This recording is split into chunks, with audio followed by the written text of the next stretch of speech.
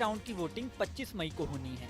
इस राउंड में 8 राज्यों की कुल 58 सीटों पर वोटिंग होनी है। सिर्फ यूपी की बात करें तो यहाँ 14 सीटों पर वोटिंग होगी। इसमें आधी सीटें ऐसी हैं जहां राजनीतिक विश्लेषक भी नहीं समझ पा रहे हैं कि किसका पलड़ा भारी है। सबसे बड़ी बात है कि ये एक ऐसा राउंड है जिसमें यूपी की वोटिंग पर ममता बनर्जी की भी नजर है। सिर्फ नजर ही नहीं बल्कि ममता बनर्जी इस राउंड की वोटिंग को लेकर टेंशन में भी होंगी।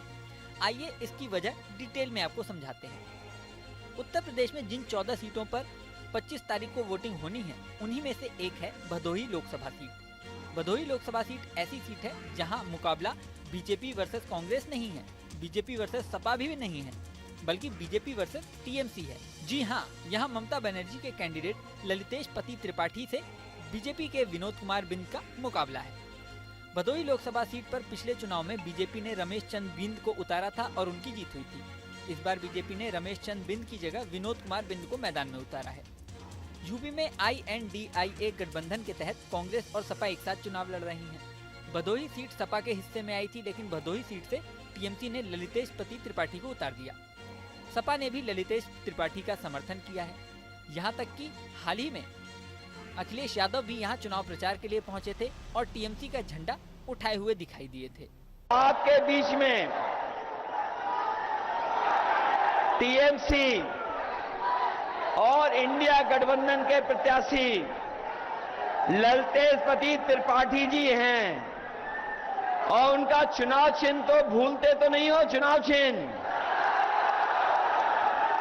इनका चुनाव चिन्ह क्या है ये बताइए आप लोग। आपको याद है कि नहीं याद है? यही है ना चुनाव चिन्ह, भूल तो नहीं जाओगे। जाना साइकिल से, लेकिन बटन कौन सी दबाओगे आप? किस नंबर पे है बटन इनकी?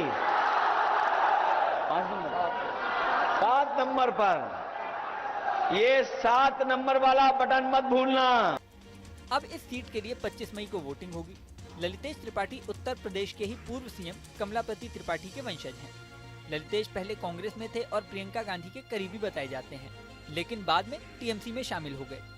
भदोही सीट की बात करें तो ये सीट साल 2009 में ही अस्तित्व में आई थी। साल 2009 में यहाँ बीएसपी को जीत मिली थी। इसके बाद साल 2014 और साल 2019 दोनों बार बीजेपी के हिस्से में ये सीट आई।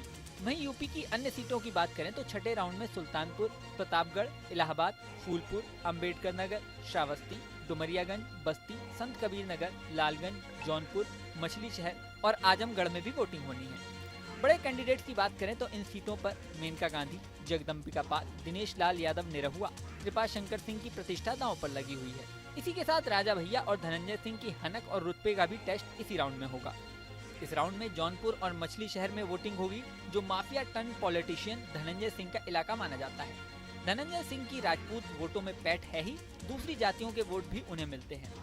धनंजय सिंह बीजेपी के साथ हैं, ऐसे में जौनपुर और मछली शहर में अगर बीजेपी हारती है तो यही कहा जाएगा कि उनका जादू नहीं चला।